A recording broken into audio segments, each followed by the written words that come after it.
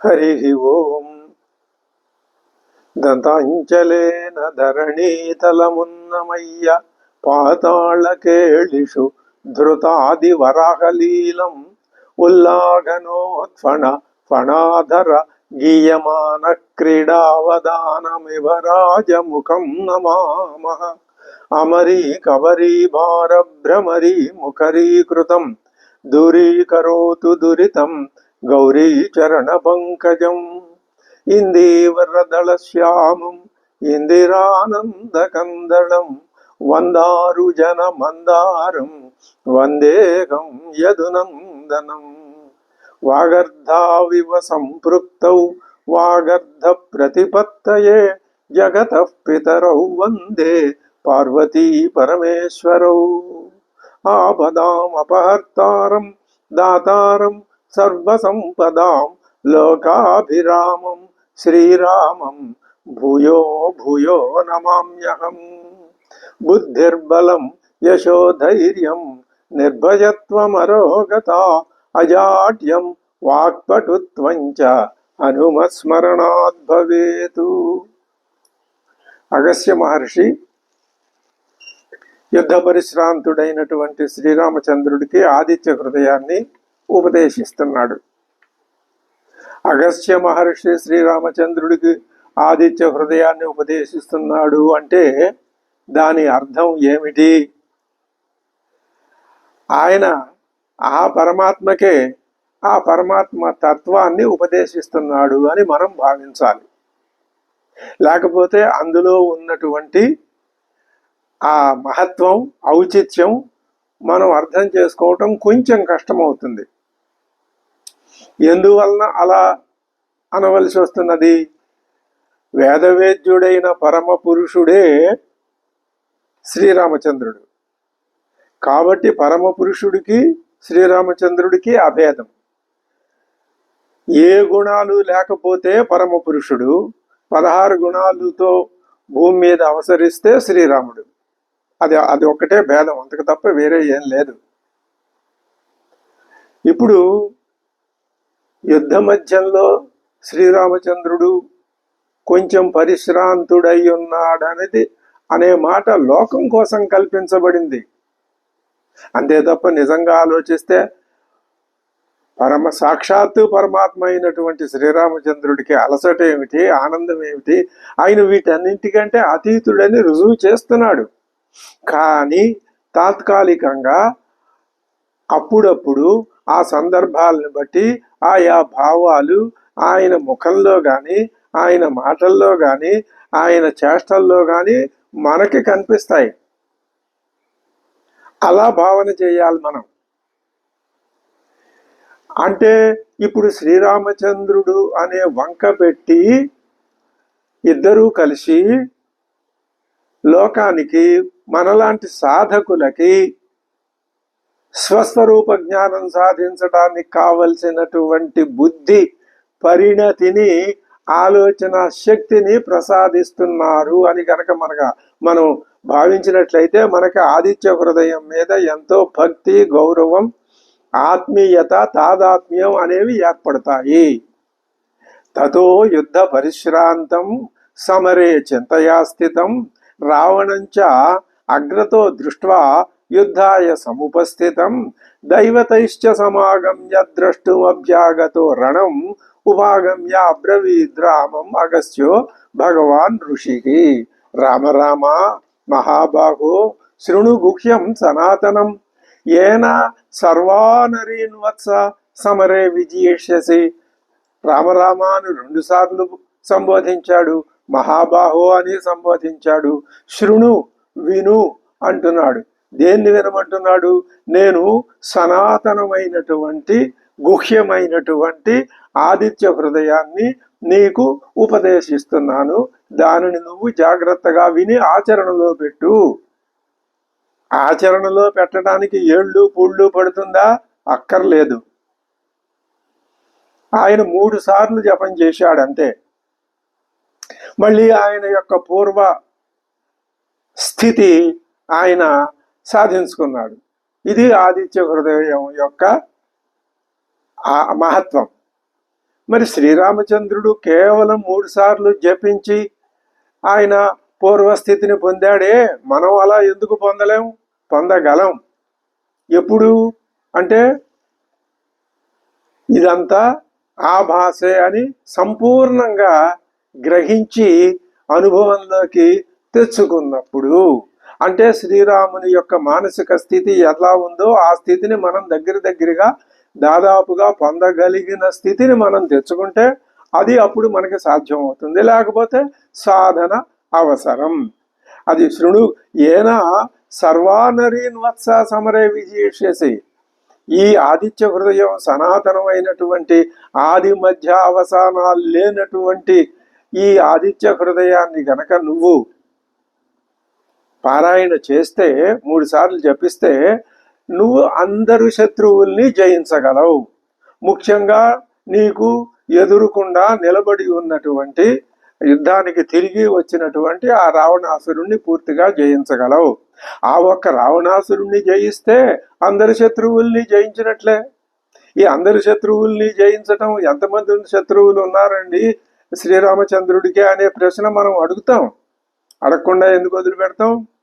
ఆయనకి ఎవ్వరూ శత్రువులు లేరు. రావణాసురుడు కూడా ఆయనకి శత్రువు ఏం కాదు. సరే, అది తాత్విక విషయం. ఇప్పుడు ఇక్కడ ఉన్న శత్రువు ఒకడే. కానీ ఇది కేవలం రాముడికే కాదుగా, మనకు కూడా ఉపదేశమేగా. కాబట్టి మనను ఉద్దేశించి ఏం చెప్తున్నాడు?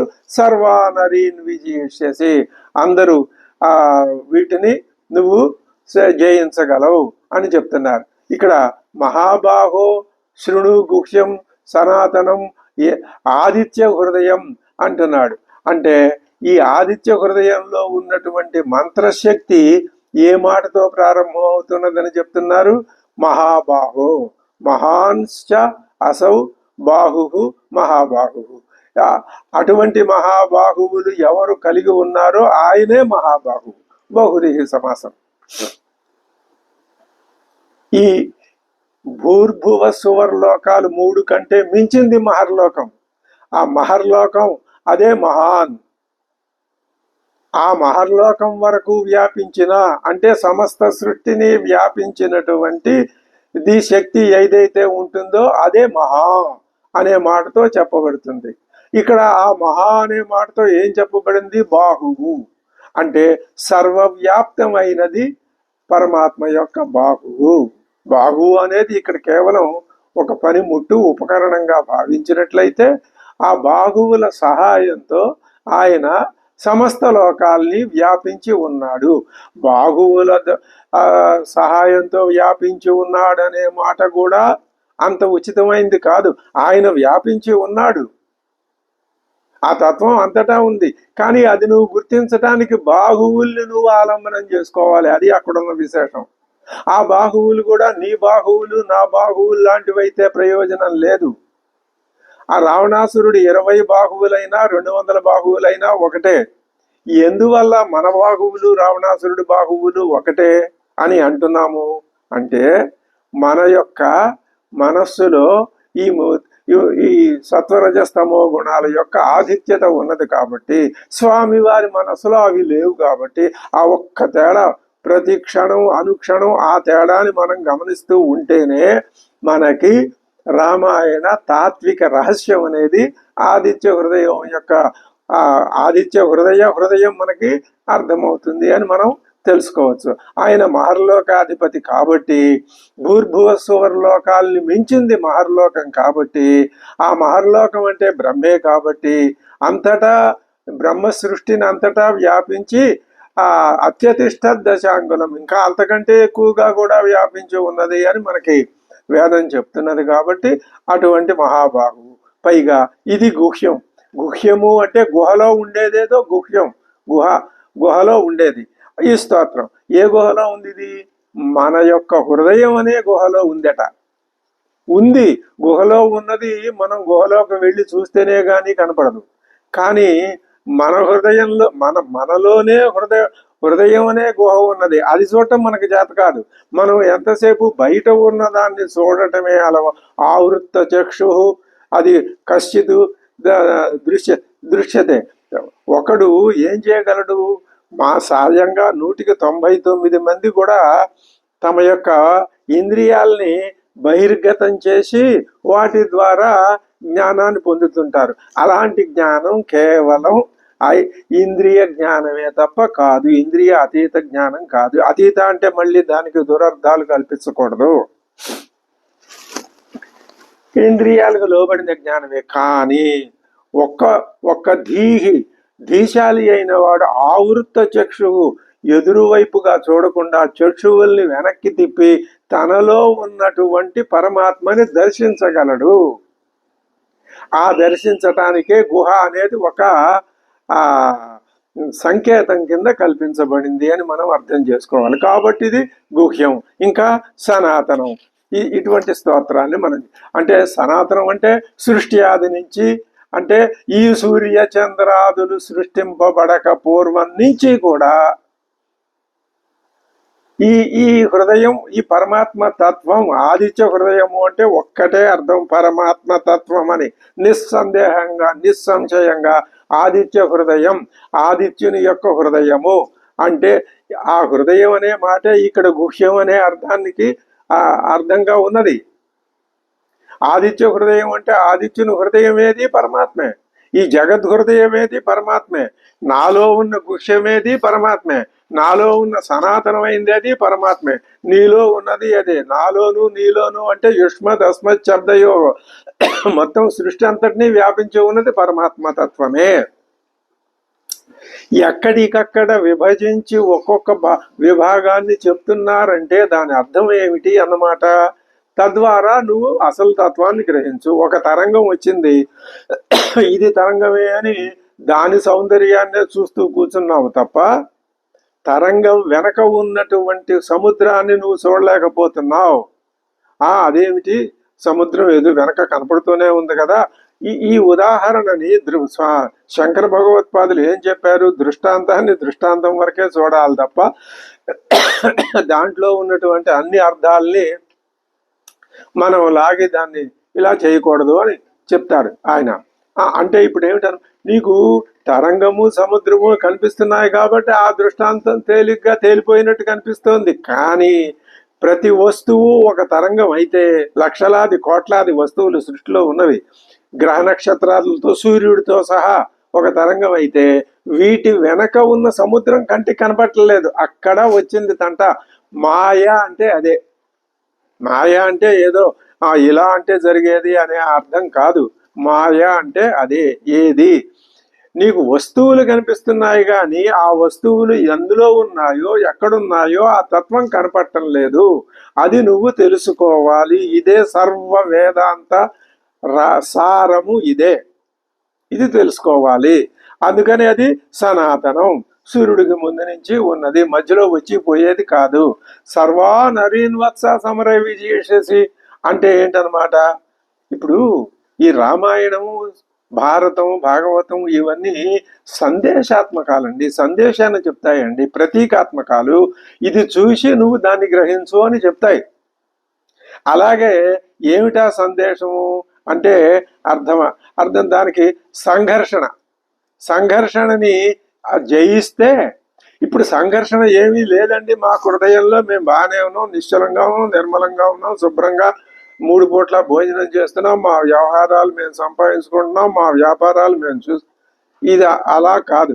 అలా కాకపోతే మంచిదే, ఆ విధంగా జీవితాలు జరిగిపోతూ ఉంటాయి. కానీ నేనెవరు అని రమణ మహర్షుల వారు చెప్పిన ప్రశ్న ఎప్పుడైనా ఎక్కడైనా మనం చూసినట్లయితే, ఏమిటి ఈయన ఎలా అడుగుతున్నాడు అనే సందేహం తలెత్తినట్లయితే, అప్పుడు ఆ తెలుసుకోవాలి అనే జిజ్ఞాసే కలగటమే, దానికోసం కృషి చేయటమే సంఘర్షణ. ఆ సంఘర్షణలో విజయాన్ని సాధించటానికి అవే నీ స్వరూపాన్ని నువ్వు తెలుసుకునేటప్పుడు నీకు ఏవి అడ్డం పడుతున్నాయో అవే నీ శత్రువులు. సర్వానరీన్ వత్స, నువ్వు ఈ ఆదిత్య హృదయం చూపించిన మార్గంలో ప్రయాణం చేసినట్లయితే ఆ శత్రువులన్నీ నువ్వు జయించక్కర్లా, వాటంతటా అవే సద్దుమణిగి పోతాయి.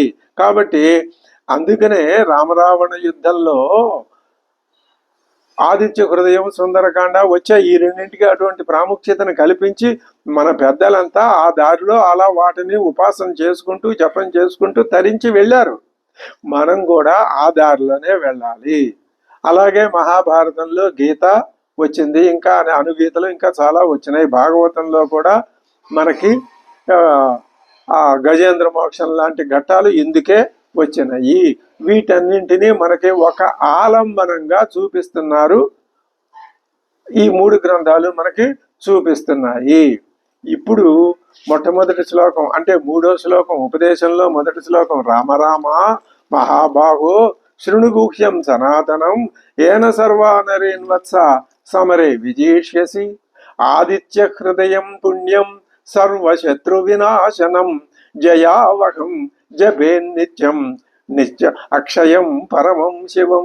ఆదిత్య హృదయ స్తోత్రం యొక్క ప్రాముఖ్యతని ఉగ్గడించే శ్లోకం, మంత్రం ఇది. ఏమిటిది? ఈ స్తోత్రం ఏం చేస్తుంది? పుణ్యం, మనస్సుని పవిత్రం చేస్తుంది.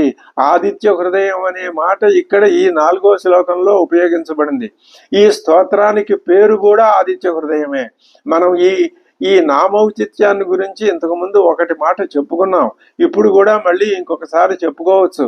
ఆదిత్య హృదయము అంటే సూర్యుడు, ఆదిత్యుడు అంటే సూర్యుడు, సూర్యుని యొక్క హృదయం, హృదయం అంటే స్వరూపమే. ఆదిత్య హృదయం అంటే సూర్యుడి స్వరూపం. సూర్యుడి స్వరూపం ఏమిటి? నా స్వరూపం కంటే సూర్యుడి స్వరూపం ఏం వేరుగా లేదు. మొత్తం ఈ సృష్టి అంతటి స్వరూపమే ఆదిత్యుల్లో ఉంది, అదే నాలో ఉంది. నేనేదో తేడాగా ఉందని అనుకుంటున్నాను కాబట్టి ఆదిత్య హృదయం అనే మాటని ఇక్కడ ఒక శీర్షికగా పెట్టి వాల్మీకి మహర్షి మనకి చెప్తున్నాడు. ఇంకొక విశేషం కూడా, అసలు వాల్మీకి మహర్షి ఈ ఆదిత్య హృదయం అనే స్తోత్రాన్ని, ఆయన మహానుభావుడు, ఈ మానవ జాతి ఎంత రుణపడి ఉన్నది ఆయనకి, సాధక లోకం.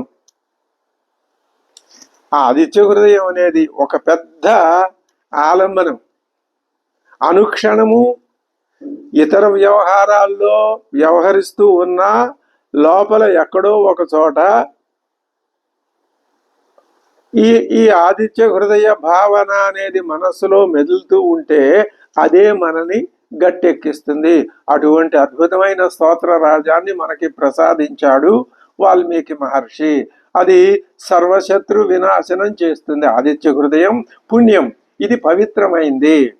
ఇక్కడ పవిత్రము, పుణ్యము, పాపము అనే 2 మాటలు కూడా ఇవి ఒకదా అవి వేరే వాటి మీద ఆధారపడి ఉంటాయి. నిజానికి ఆ పరమాత్మ తత్వంలో పుణ్యం అనేది లేదు, అసలు ఏది లేనిది. ఈ ఉన్నవన్నీ కానిదేదో అదే పరమాత్మ తత్వం. ఒక నేతి నేతి నేతి, ఇది కాదు ఇది కాదు ఇది కాదు. వీటన్నింటికంటే కాని తత్వం, కానీ వీటన్నింటినీ ఆక్రమించిన తత్వం. అలానే అక్కడ పొరపాటు పడకూడదు. ఇవన్నీ కాదు అంటే ఇవి పరమాత్మ కాదేమో, పరమాత్మ వీటన్నింటినీ తప్పించుకొని ఎక్కడో దూరంగా ఉందేమో అనే ఒక దుర్భ్రమ కలుగుతుంది. అది సరికాదు. ఇవి కాదు అంటే ఇవి పరమాత్మ ఎందుకుంది, కాంతి ఎందుకుంది? పరమాత్మని చూపించటానికి ఉంది. ఇది సమన్వయ దృష్టి అంటే. అది మనం అర్థం చేసుకోవాలి. పుణ్యం సర్వశత్రు వినాశనం, జయాన్ని కలిగిస్తుంది. అక్షయం, క్షయం లేనిది, నాశనం లేనిది. పరమం శివం, గొప్పదైనటువంటి కళ్యాణప్రదమైనటువంటి స్తోత్రం. శివం అంటే అటువంటి స్తోత్రం కాబట్టే జయావహం, జయాన్ని కలిగిస్తుంది కాబట్టే నిత్యం జపేతు, ఎప్పుడూ మీరు దీన్ని జపిస్తూనే ఉండండి. ఇది అక్షయమైనది, పరమం శివం అయినది. శివం అంటే శుభప్రదం, మంగళప్రదం. దేనికంటే శుభప్రదమైనది ఉండదో అది పరమం శుభం. లోకంలో ఉండే శుభాలు ఉంటాయి, ఇవన్నీ తాత్కాలికాలు, ఒకదాని మీద ఒకటే ఆధారపడేవి. కానీ దేని మీద ఆధారపడని తనకి తానుగా ఉండేటటువంటి ఒకానొక శుభం అనేది ఉన్నది, అదే శివం. ఈ శివతత్వం బ్రహ్మ విష్ణు రుద్ర తత్వాలకి కూడా అతీతమైనది అని మనకి మాండూక్యోపనిషత్తు చెప్పింది.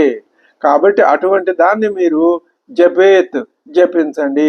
ఎన్నిసార్లు జపించాలి? ఎన్నిసార్లు అనే నియమం లేదు. 3 సార్లను ఊరిని అగస్త్య మహర్షి అక్కడ అన్నాడు. అది ఆ నిత్య నూతనంగా ఉండేటటువంటి ఈ ఈ స్తోత్రాన్ని జపించండి. తర్వాత ఆదిత్య హృదయాన్ని జపించండి. అంటే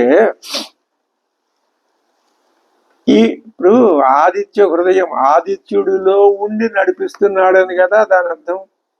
అది అన్నింట్లో ఉందని కూడా చెప్పుకున్నాం కదా. మనలో ఎలా ఉంది అంటే ఆదిత్యుడు ఎదురుకుండా కనిపిస్తున్నాడు, ఆయనలో ఉండి నడిపిస్తున్నాడు. మనలో ఉండి కూడా అంటే మన కళ్ళు చూడటానికి, చెవులు వినటానికి, ముక్కు వాసన చూడటానికి, నోరు మాట్లాడటానికి, వీటన్నింటినీ నడిపించేది ఆ పరమాత్మ తత్వమే లోపల ఉండే సమస్తంలోనే ఉంది, మనలోనే ఉంది, నడిపిస్తున్నది అని ఎవరు చెప్పారు? అది శ్రోత్రస్య శ్రోత్రం మనసో మనో యద్వాచోహ వాచం సవు ప్రాణస్య ప్రాణ చక్షుషశ్చక్షు అతిముచ్య ధీరా ప్రేత్యాస్మాల్లోకాదమృత భవంతి అని కేనోపనిషత్తు స్పష్టంగా పరమాత్మ తత్వాన్ని అరటిపండు ఒలిచి చేతిలో పెట్టినట్లుగా చెప్పింది. అలా చెప్పి కూడా నీకు తెలుసుని అనుకుంటున్నావు, అది నీకు తెలియదు.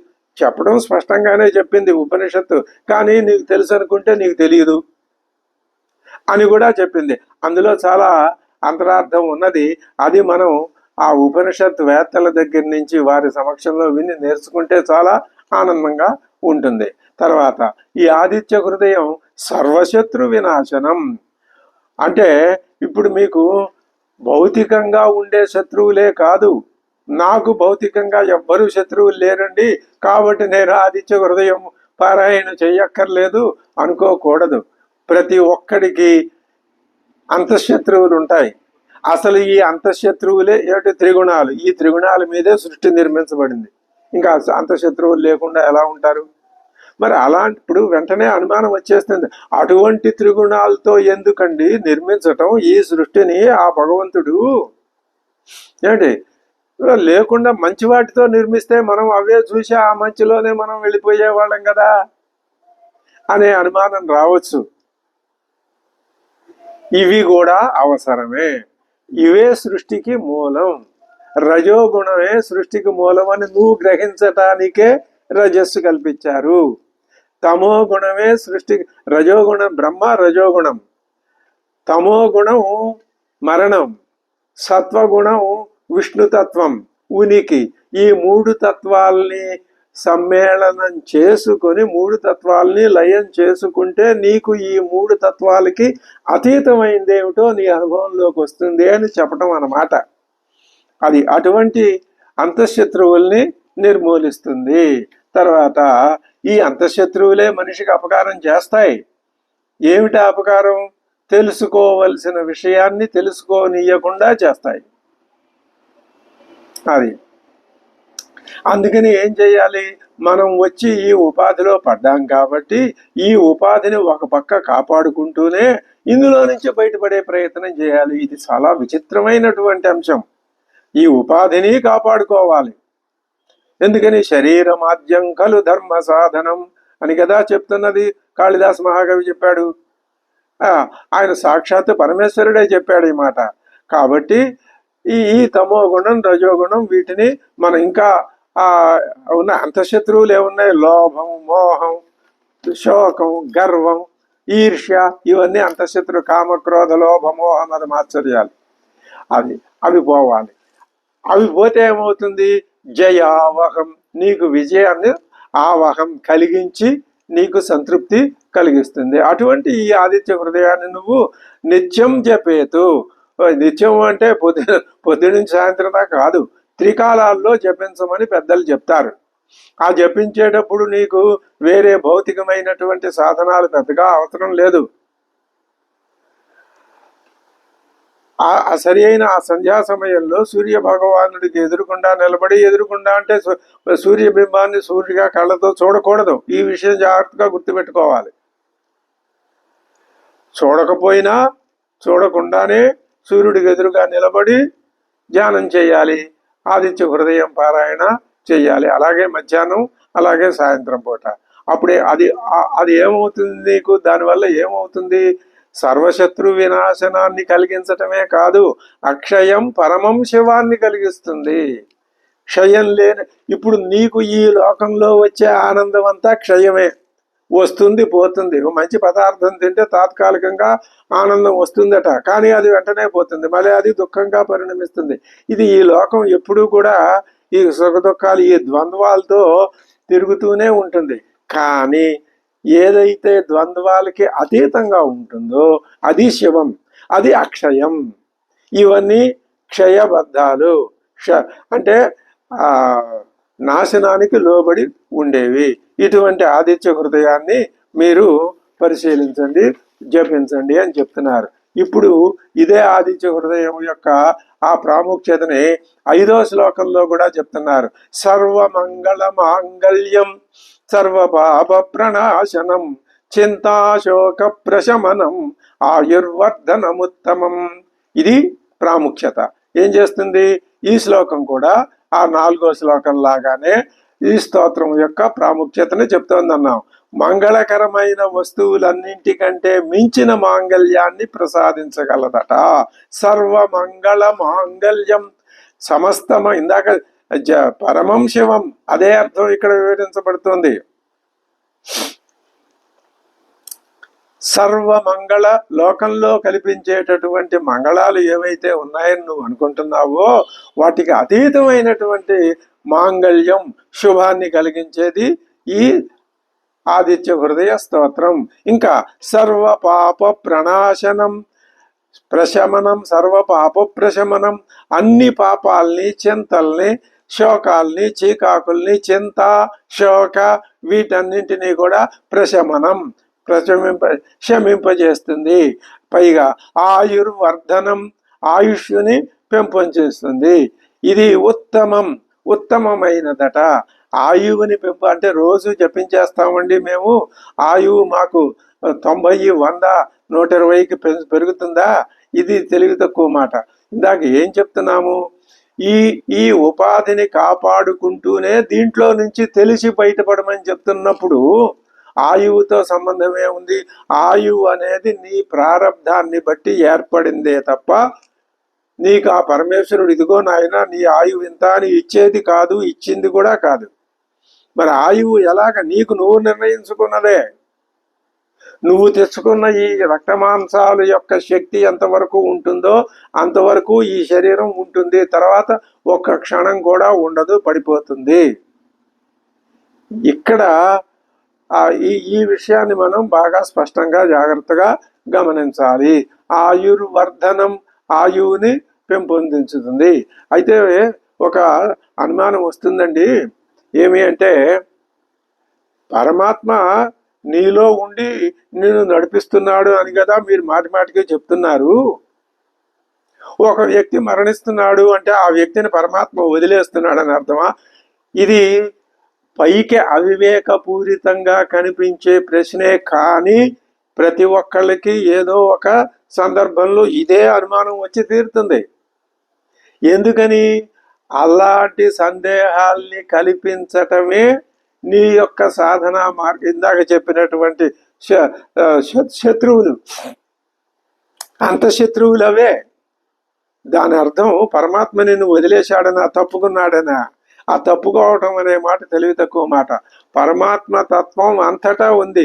మరి నీలో ఉండి నడిపించేటప్పుడు నిన్ను 100 ఏళ్ల పాటు నడిపించవచ్చు కదా, మరి నువ్వెందుకు మరణిస్తున్నావు అంటే దాని అర్థం ఆ పరమాత్మ యొక్క ఆ శక్తిని తెలుసుకుంటే నీకు ఈ శరీరం అనవసరం.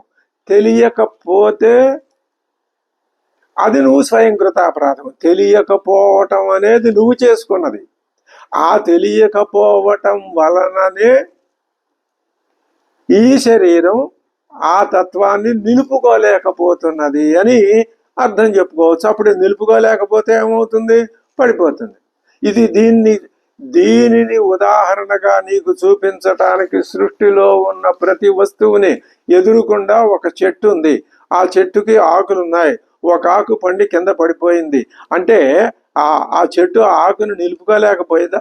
ఆకు పడిపోవటం చెట్టు తప్ప ఆకుదా? చెట్టుది ఎందుకు అవుతుంది? అవి అన్నింటికి ఇచ్చే ఆహార పదార్థాన్ని చెట్టు ఇస్తుంది ఆకులకి. కానీ ఈ ఆకు ఎందుకు పడిపోయింది? ఆ ఇచ్చే పదార్థాన్ని పుచ్చుకోగలిగిన శక్తి దీని వద్ద లేదు. దీని యొక్క కర్మ పరిపాకం అంతవరకే ఉంది. ఇది మన శరీరానికి ముడిపెట్టి చెప్పుకోవాలి, కేవలం ఒక ఆకు కాదు. దృష్టాంతగా చెప్తున్నారు అంతే. కాబట్టి మరణ రహస్యం అది అలా ఉంటుంది. ఆయుర్వర్ధనం ఉత్తమం. ఆయుష్ని పెంచుతుంది అంటే అర్థం నువ్వు కల్పించుకోవాలి. నిర్దిష్టమైన ఆయువు, నువ్వు ఎంత ఆయువు రాసి జేబులో పెట్టి కాగితం మీద తెచ్చుకున్నావో అదే ఉంటుంది. 1 సెకన్ ఎక్కువ ఉండదు, 1 సెకన్ తక్కువ ఉండదు. కానీ ఆయుర్వర్ధనం అంటే అర్థం ఏమిటి? ఆయువు ద్వారా నీలో పరమాత్మ తత్వాన్ని తెలుసుకోగలిగినటువంటి శక్తిని వృద్ధి పొందింపజేస్తుంది. ఎవరు? ఆదిత్య హృదయం అనే స్తోత్రం. ఎంత ఎంత అద్భుతమైనటువంటి అర్థాన్ని ఈ ఆయుర్వర్ధనం అనేటటువంటి మాట మనకి ఇస్తున్నది. ఆయుర్వర్ధనం ఉత్తమం. పైగా అలా గ్రహించటం వల్ల నీకు ఆత్మస్వరూపం అంటే ఏమిటో తెలుస్తుంది. ఆత్మస్వరూపాన్ని చెప్తోంది కాబట్టి ఇదే ఉత్తమం. ఏది ఉత్తమమైనటువంటి స్తోత్రము అంటే తాత్కాలికంగా నువ్వు వెళ్ళి ఒక ధనాధిపతి దగ్గరికి వెళ్ళి ఓ స్తోత్రం చేస్తే ఓ 10 రూపాయలు ఇస్తాడు. అది ఉత్తమ స్తోత్రము కాదు. ఆ 10 రూపాయలు పుచ్చుకోవటం అంతకంటే ఉత్తమం కాదు. దేనికంటే ఉన్నతమైన స్థితి లేదో, ఏది శాశ్వతమైన ఆనందాన్ని ఇస్తుందో అదే ఉత్తమం. అటువంటి ఉత్తమమైనటువంటి స్తోత్రం ఇది. కేవలం కొన్ని కోరికలను తీరిస్తే సరిపోదు, శాశ్వతమైనటువంటి ప్రయోజనం కల్పించాలి. అది చెప్తున్నాడు. కొన్ని స్తోత్రాలు ఎలా ఉంటాయి? వైరాగ్యాన్ని కలిగించేవిగా ఉంటాయి, అవి ఉత్తమాలు. కొన్ని రజోగుణాన్ని ప్రేరేపించే స్తోత్రాలు ఉంటాయి, అవి మధ్యమాలు. కొన్ని భయాన్ని, హింసని ప్రేరేపించే స్తోత్రాలు ఉంటాయి, అవి అధమాలు. ఉత్తమమేమో సత్వగుణం, మధ్యమమేమో రజోగుణం, మరి అధమం తమో గుణం కింద మనం భావించవచ్చు. అసలు ఇక్కడ మళ్ళీ ఒక్కసారి మనం రామాయణం కథలోకి వెళ్ళి చూస్తే ఈ ఆదిత్య హృదయం ఉత్తమోత్తమం ఎందుకు అయింది అంటే నీ మనస్సులో ఉన్నటువంటి నీ స్వరూపాన్ని తెలియజెప్పేదే. ఇంతకంటే ఉత్తమం లేదని వేదం చెప్తున్నది. ఇదే సమయంలో శ్రీరాముడు ఈ మార్గంలో నిలబడ్డాడు. ఇంతకుముందు లక్ష్మణుడి చేతుల్లో మరణించిన ఇంద్రజిత్ ఉన్నాడే, ఆయన ఏం చేశాడు? ఎంత అద్భుతమైన రామాయణ రచనా విధానం ఇది! సౌందర్యం అంటే ఏమీ లేదు. చక్కగా ఇంద్రజిత్ అభిచార హోమం చేశాడని అదంతా చెప్పి దాని వల్ల వచ్చిన ఫలితం ఏమిటో వెంటనే అనుభవించాడు ఇంద్రజిత్ అని కథ చెప్పాడు కదా అక్కడ.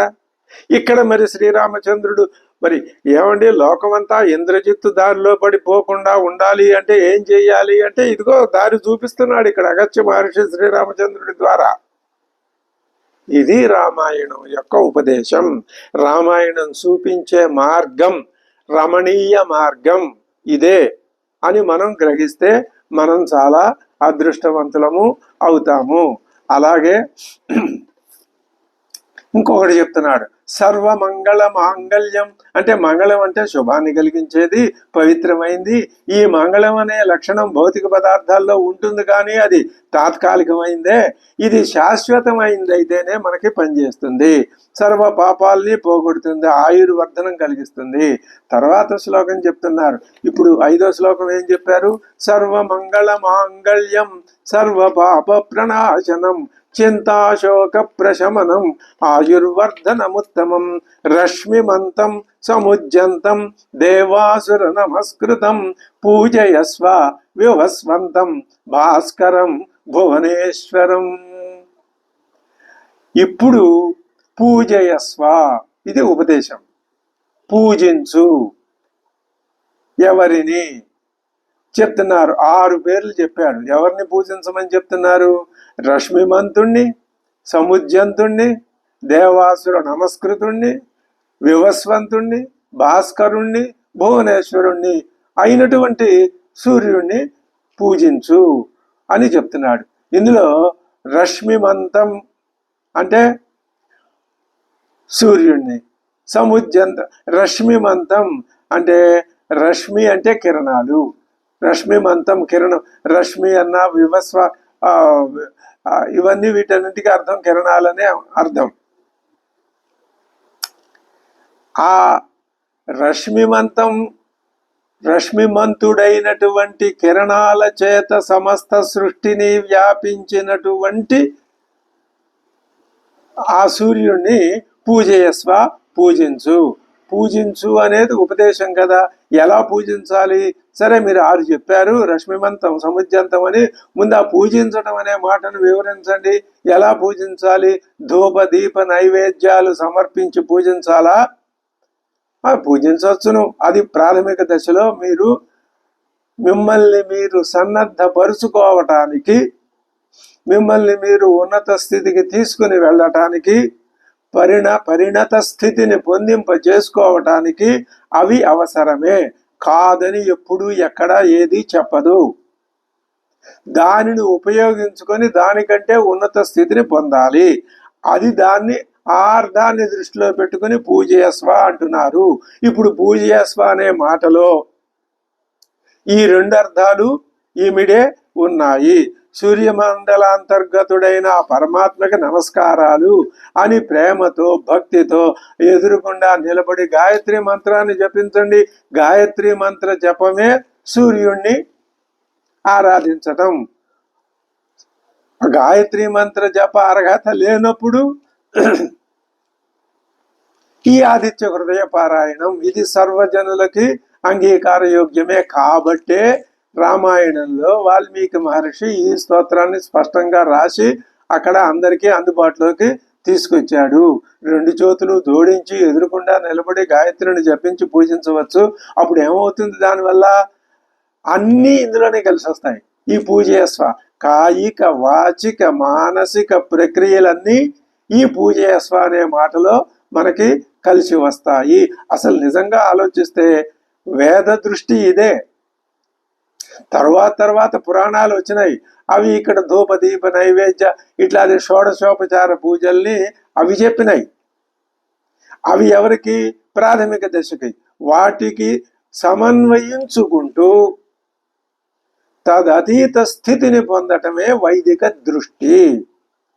అది చెప్తున్నారు. తర్వాత సముజ్జంతం రశ్మిమంతం, అటువంటి సూర్యుడిని పూజ. సముజ్జంతం ఉదయిస్తూ ఉన్నవాడు, రశ్మిమంతం సముజ్జంతం ఉదయిస్తూ ఉన్నటువంటి రశ్ములు కిరణములు కలిగినవాడు, ఉదయిస్తూ ఉన్నాడు. సహజంగా ఉదయించేటప్పుడు అస్తమించేటప్పుడు ఆ సూర్యబింబం యొక్క అందాలు మనకి మహాకవులంతా వర్ణించారు. రామాయణంలో కూడా వాల్మీకి మహర్షి అనేక సందర్భాల్లో అటువంటి సూర్యదేవుణ్ణి వర్ణించిన సందర్భాలు ఉన్నాయి. అది సౌందర్య దృష్టి. అంటే ఆ సౌందర్య దృష్టి నేను ఎక్కడికి తీసుకుని వెళ్ళాలి? సూర్యమండలాంతర్గతుడైన పరమాత్మ దృక్పథాన్ని కలిగించాలి. సాకారం నుంచి నిరాకారానికి, సగుణం నుంచి నిర్గుణానికి తీసుకుని వెళ్ళాలి. అందుకని అస్తమిస్తున్నటువంటి సూర్యుడిని, ఉదయిస్తున్న సూర్యుడిలో విశేషం ఏముంటుంది? అప్పటిదాకా చీకట్లు ఉన్నాయి కదా, ఆ చీకట్లను చీల్చుకుంటూ కదా ఆయన వచ్చాడు. ఆయన అస్తమించబోతున్నాడు అంటే మళ్ళీ చీకట్లు వ్యాపిస్తాయేమో, ఆ చీకట్లు వ్యాపించక ముందే నేను ఈ సూర్యుడిని మరొకసారి భావన చేస్తాను. ఉదయం భావన చేశాను, అక్కడ నూతన అనుభవం కలిగింది. మధ్యాహ్నం భావన చేశాను, అక్కడ వినూత్నమైన అనుభవం కలిగింది. ఇప్పుడు సాయం సంధ్యలో భావన చేస్తున్నాను, ఇక్కడ కూడా రమణీయమైన ఆహ్లాదకరమైనటువంటి భావన కలుగుతుంది. ఇది నిత్య భావన. నిన్న మొన్న చేశాం కదా, అదే భావన అని అనుకోవటానికి వీలు లేదు. రమణీయత్వం అనేది ఎప్పుడూ నిత్య నూతనంగా ఉంటుంది. అయిపోయిందే. ఇప్పుడు జరుగుతూ ఉన్నది, ఇప్పుడు అనుభవంలోకి వస్తున్న దాంట్లో ఆ నూతనత్వాన్ని మనం చూసుకోవాలి. రశ్మి అంటే కిరణం అని అర్థం. రశ్మి మంతం ఆ అశ్నుతే అంటే వ్యాప్నోతే అని అర్థం చెప్పారు. కాబట్టి అశ్ను వ్యాప్తి అనేది దానికి ధాతువట. తర్వాత ఆయన ఇంకా ఎలాంటి వాడు, దేవాసుర నమస్కృతం. దేవతలు అసురులు కూడా ఆయన్ని నమస్కరిస్తారు.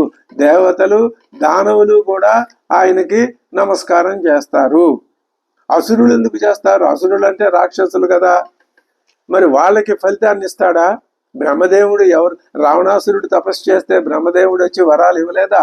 కాబట్టి ఆ బ్రహ్మ యొక్క స్థాయిలో తనని భావించిన వాళ్ళు ఉన్నత స్థితిని పొందుతారని చెప్పటమే వరాలు ఇవ్వటం అనేటటువంటి సంకేతం యొక్క అర్థం.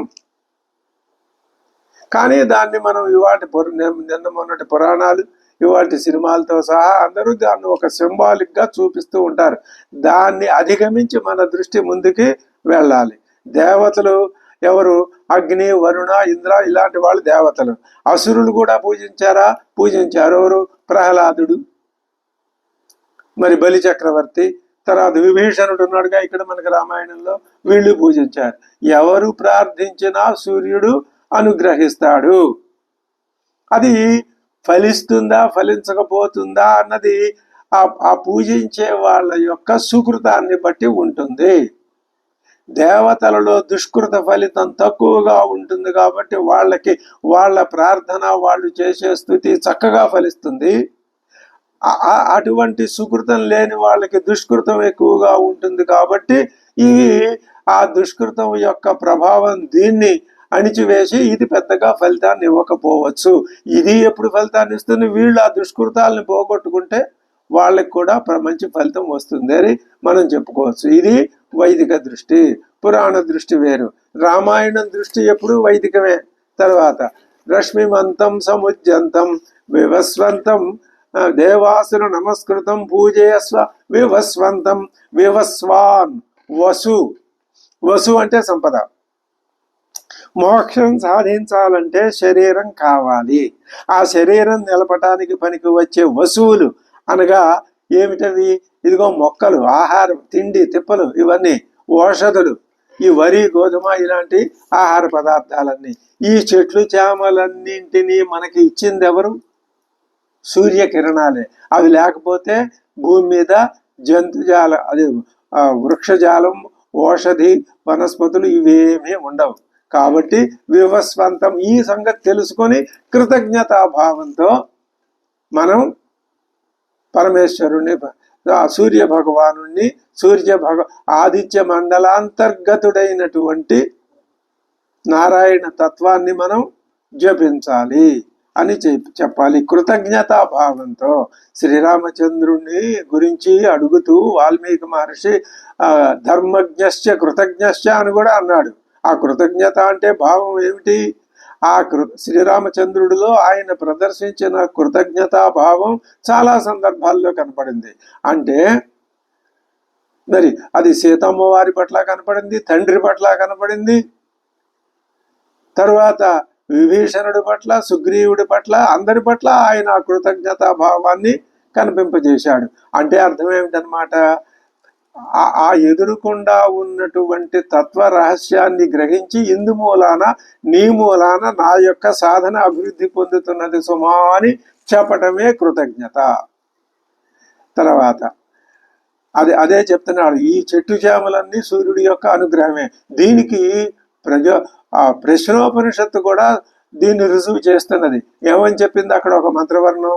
ప్రజాకామో వై ప్రజాపతికి సతపోతప్యత సతపస్తప్త్వా సమిధునముత్పాదయతే రయించ ప్రాణంచ ఇచ్చేతౌ మే బహుధా ప్రజా కరిష్యత ఇది.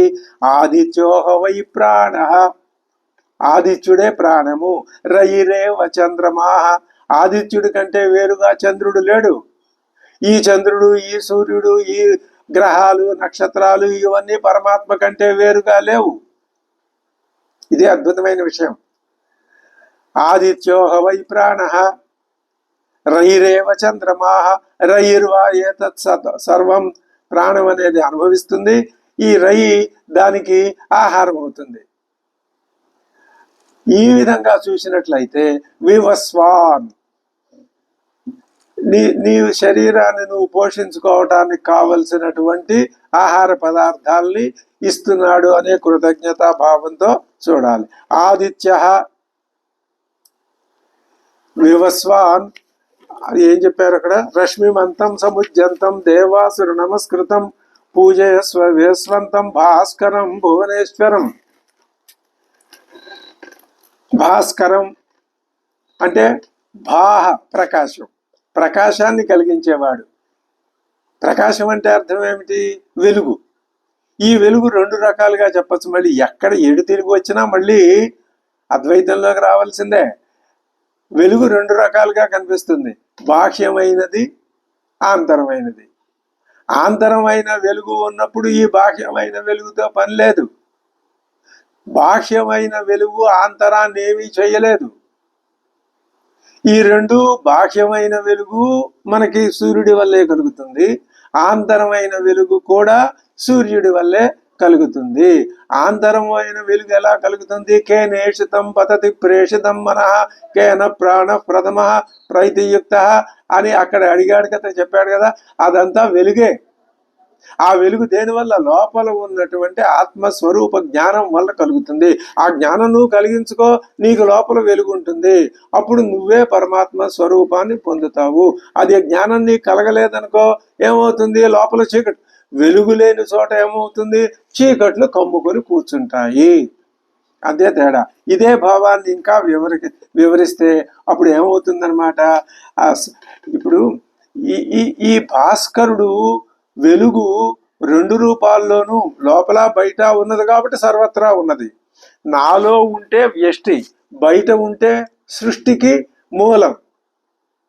సూర్యుడిచ్చే వెలుగుని సంకేతంగా తీసుకున్నట్లయితే ఆంతరమైన వెలుగు అంటే ఏమిటో తెలుస్తుంది. అప్పుడు ఈ సమిష్టి జ్ఞానమే హిరణ్య గర్భుడు అనే మాటతో కూడా చెప్పారు. అంటే భాస్కరుడు అనేటటువంటి నామ ఔచిత్యం వలన మనకి వ్యక్తిగా లోపల ఉన్నటువంటి జ్ఞానం, సమిష్టిగా బయట ఉన్న హిరణ్య గర్భతత్వం. అలాగే ఇప్పుడు ఇంకా వీటిని, ఈ పోలికను మనం కొంచెం పెంచి చూసుకుంటే ఆభరణాలన్నీ ఆంతరం, అది వ్యష్టికి వస్తుంది. బంగారం హిరణ్య గర్భతత్వంగా భాషిస్తుంది. అలాగే కొండలు మొదలైనవి వ్యక్తిగా చూసొచ్చు, హిరణ్య గర్భతత్వం మృత్తు ఇలాగా కనిపిస్తుంది. కాబట్టి హిరణ్య గర్భతత్వం సర్వత్రా ఉన్నది కూడా కాబట్టి దాన్ని మనం చూడలేం. కాబట్టి సూర్యమండలాంతర్గతంగా ఉపాసించి ధ్యానించు, నీకు అది కనిపిస్తుంది అని అర్థం చెప్పారు. సర్వదేవాత్మకోహ్యేష తేజస్వి రశ్మి భావన ఏష దేవాసురగణాన్ లోకాన్ పాతి గభస్తిభిః ఏష దేవ ఏష సర్వదేవాత్మకోహ్యేష తేజస్వి రశ్మి భావన. సర్వదేవాత్మకుడు, దేవతలందరి యొక్క స్వరూపము ఈయనే. ఆ దేవతలందరూ ఈయనలోనే ఉన్నారు. ఈయన దేవతలందరిలోనూ ఉన్నాడు. పరమాత్మ అంతటా ఉన్నాడు. మనమంతా పరమాత్మలోనే ఉన్నాం. అది సర్వదేవాత్మక అంటే. ఇంకో మాట చెప్తున్నారు, తేజస్వి. తేజస్వి అంటే తేజస్సు కలవాడు అంటే అతడే. ఆ తేజస్సే రశ్మి. రశ్మి భావన, రశ్మి అనేటటువంటి భావన కూడా కలవాడు.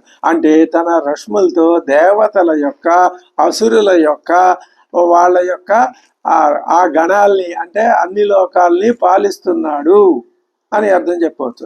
సర్వదేవాత్మక. ఈ సూర్యుడు మనకి ఏం బోధిస్తున్నాడు?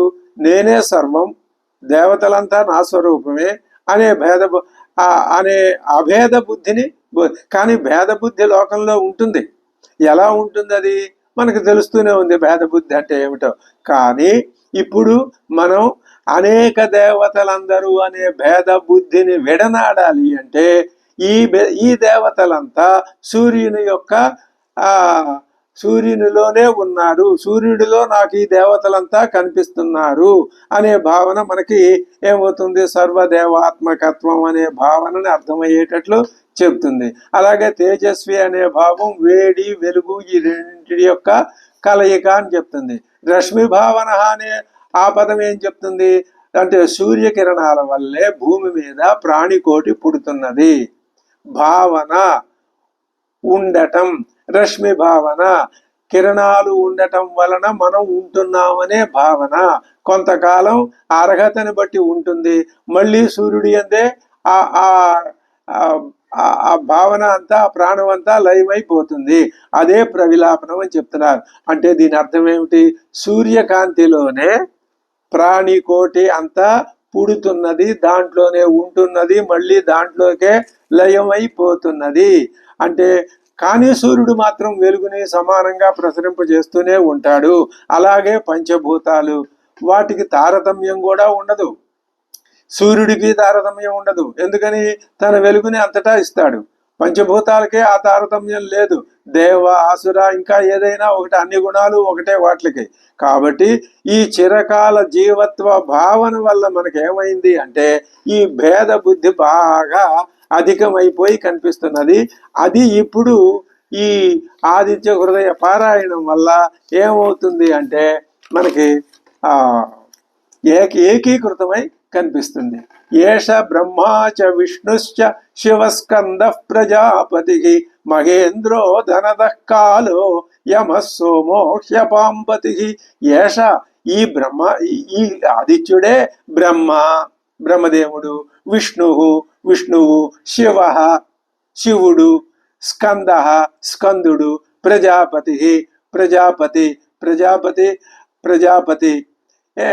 మహేంద్ర, మహేంద్రుడు, ధనద, కుబేరుడు, కాల, కాలం, యమ, యముడు, సోమ, చంద్రుడు, అపాంపతి, వరుణుడు. ఇవన్నీ ఆయనే. సర్వదేవాత్మకుడు ఆయనే. ఆ సర్వదేవాత్మకుడు అనే భావనకి అన్ని ఏ దేవతల్ని మనం విడివిడిగా పూజిస్తున్నామో అవన్నీ ఈయన ఈ సూర్యుడి నుంచే, సూర్యుడిలోనే ఉన్నాయి, సూర్యుడి నుంచే వచ్చినాయి. ఇంతకు ముందు ఆదిత్యుడు సర్వదేవాత్మకుడు అని చెప్పారు కదా, ఆ భావాన్నే ఇక్కడ విపులీకరించి చెప్పారని మనం తెలుసుకోవాలి. ఆదిత్యుడే బ్రహ్మ. ఎందుకని? సృష్టిలో రజోగుణం ఉంటుంది. ఆదిత్యుడే విష్ణువు. ఎందుకని? ఆ పాలనలో సత్వగుణం ఉంటుంది. ఆదిత్యుడే రుద్రుడు. ఇక్కడ శివుడు అనే తత్వానికి, రుద్రతత్వానికి తేడా తెలుసుకోవాలి. ఈ రుద్ర విష్ణు, బ్రహ్మ విష్ణు రుద్ర తత్వానికి అతీతమైంది శివతత్వం. వీటన్నింటినీ తనలో కలుపుకున్నది. కానీ మూలతత్వంలో ఈ సత్వరజస్తమస్సులు అనేవి విడిగా సృష్టిలో వచ్చినవి కనపడుతున్నాయి. కానీ పరమాత్మ తత్వంలో ఇవి లేవు అంటే అవ్యక్తంగా ఉంటాయి అని అర్థం. శివశబ్దాన్ని ఉపనిషత్తు పరమాత్మ అనే దృష్టితోటే వాడింది తప్ప వేరేగా వాడలేదు. ఏష బ్రహ్మా చ విష్ణుశ్చ శివస్కంద ప్రజాపతి మహేంద్రో ధనద కాలో యమ సోమో హ్యపాంపతి పితరో వసవస్సాధ్యాః అశ్వినౌ మరుతో మనో వాయుర్వన్నిః ప్రజా ప్రాణాః ఋతుకర్త ప్రభాకరః. ఈ ఆదిత్యుడే పితరులు, ఈ ఆదిత్యుడే వసువులు, సాధ్యులు, అశ్వినులు, మరుత్తులు, మనువు, వాయువు, వన్ని, ప్రజలు, ప్రాణులు, ఋతువులు, ఇవన్నీ ఆదిత్యుడే. ఎలాగ పితృదేవతలు అంటే దేవతలు, పితృదేవతలు చనిపోయిన ఈ ప్రాణికోటి అంతా పితృదేవతలు. ఇవి ఎక్కడి నుంచి వచ్చారు? సూర్యుడి నుంచే. ఎందులో ఉన్నారు? సూర్యుడిలోనే. మళ్ళీ ఎందులో వెళ్ళిపోయారు? సూర్యుడిలోకే. అంటే వాళ్ళు సూర్యుడిలో ఉన్నారు, దేవతలు అందులోనే ఉన్నారు. ఆ భావన పితృభావన. అలాగే సాధ్యులు, అశ్విని దేవతలు ఉన్నారు, మరుత్తులు, మరి మనువు ఉన్నాడు, వాయువు ఉన్నాడు, వన్ని, అగ్ని, ప్రజలు, ప్రాణులు, ఋతువులు కూడా, ఋతువుల్ని కల్పించేది సూర్యుడే. ఆయన తన యొక్క ప్రయాణాన్ని బట్టి, భూమి ఆయన చుట్టూ తిరగటాన్ని బట్టి ఋతువులు ఏర్పడుతున్నాయని మనకి వేదం చెప్తోంది. తర్వాత అంటే ఆదిత్య మండలాంతర్గతుడైన పరమాత్మ యొక్క విభూతే ఇవన్నీ. సముద్రం యొక్క విభూతే అలలు, బంగారం యొక్క విభూతే ఆభరణాలు, మృत्यు యొక్క విభూతే ఘటాదులు, ఈ కుండలు, ముగుళ్ళు, ఈ మొదలైనవన్నీ అనే భావన ఆ దృష్టాంత బలంతో మనం అర్థం చేసుకుంటే పరమాత్మ యొక్క విభూతే ఇవన్నీ అని మనకి స్పష్టంగా అర్థమవుతుంది. ఆదిత్య సవిత సూర్య ఖగ పూషా గభస్తిమాను సువర్ణ సదృశో భాను హిరణ్యరేత దివాకర. ఆదిత్యుడే సవిత. సవిత అంటే సర్వస్వాన్ని ప్రసవింపజేసేవాడు, పుట్టింపజేసేవాడు. ఈ భావన ఇంతకు ముందు నుంచి చెప్తూనే ఉన్నారు. సవిత ఆదిత్యుడు. ఆదిత్యుడు అంటే ఇక్కడ ఈ ఆదిత్య శబ్దం ఇక్కడ ప్రయోగించారు. అదితి యొక్క కుమారుడు ఆదిత్యులు, దితి యొక్క కుమారులు దైత్యులు. అసలు ఈ ఆదిత్యులు దైత్యులు అనే భావనలోనే దైత్యత్వం పనికిరాదయ్యా, ఆదిత్యత్వం పనికొస్తుంది. దైత్యత్వం ఏమో వ్యాపిస్తుంది. అంటే నీకు లోకంలో కనిపించేదంతా ద్వైతత్వమే. దైత్యులే ద్వైతులు. అంటే ద్వైత భావనే దితి భావన, అద్వైత భావనే అదితి భావన అని స్పష్టంగా మనకి పెద్దలు ఈ విభాగం చేసి చూపించి చెప్తున్నారు. కాబట్టి ఆదిత్యుడు ఆయనే, మరి సర్వస్వాన్ని ప్రసవించే సవిత ఆయనే. సూర్య అంటే ఎవరు చొరలేనటువంటి మారుమూల చోట్లకు కూడా తన కిరణాల ద్వారా వ్యాపించి చొచ్చుకొని పోతాడు కాబట్టి సూర్యుడు అని చెప్పారు. ఖగః అంటే ఖే గచ్చతి, ఆకాశంలో పెడతాడు కాబట్టి పక్షికి కూడా ఆకాశంలో పెడుతుంది కాబట్టి ఖగం అనే పేరుంది. అయితే పెద్దలు, కవులు, పురాణాలు వీళ్ళంతా ఏమని భావించారంటే సూర్య చంద్రుల్ని ఇద్దరిని కూడా ఆకాశంలో సంచరించే ఖగములు, పక్షులు, హంసలు అన్నారు. అందుకనే ఆకాశంలో హంస, సోహం సోహం హంసోహం అనే హంస అనే శబ్దం పరమాత్మ అనే దృష్టితో వాడబడుతున్నది. పూష అంటే పోషించేవాడు, అది పోషిస్తాడు. ఎలాగా? సూర్యుడు వలనే పంటలు మొక్కలు అన్ని వస్తున్నాయని చెప్పారు కదా. గభస్తిమాన్ అంటే కిరణాలు కలవాడు, స్వయం ప్రకాశ స్వరూపం కలవాడు. కాబట్టి సూర్యుడు ఒక నక్షత్రం. నక్షత్రం ఏం చేస్తుంది? తన కిరణాలతో మిగిలిన గ్రహాల్ని ప్రకాశించేటట్లు చేస్తుంది. అదే చెప్పాడు కదా, మనలో కూడా ఆత్మ చైతన్యం ఉన్నదని చెప్పారు కదా. అది అలాగే సువర్ణ సదృశ, ఉదయాస్తమయాల్లో బంగారపు కాంతిలో ప్రకాశిస్తూ ఉంటాడు కాబట్టి సువర్ణ సదృశుడు. భాను తీవ్రంగా ప్రకాశిస్తాడు కాబట్టి భాను. హిరణ్యరేతా వేడి వెలుగు. ఉదయాస్తమయ కాలంలో బంగారం రంగులో ప్రకాశిస్తుంటాడు కాబట్టి వేడి వెలుగులు ఆ కిరణాల వల్ల వస్తాయి కాబట్టి తేజస్సు. హిరణ్యరేతాః దివాకరః, పగటిని కలిగిస్తాడు కాబట్టి హిరణ్యరేతుడు కాబట్టి ఆయన వేడి వెలుగుల సమాహారం, సమూహం అని చెప్తారు.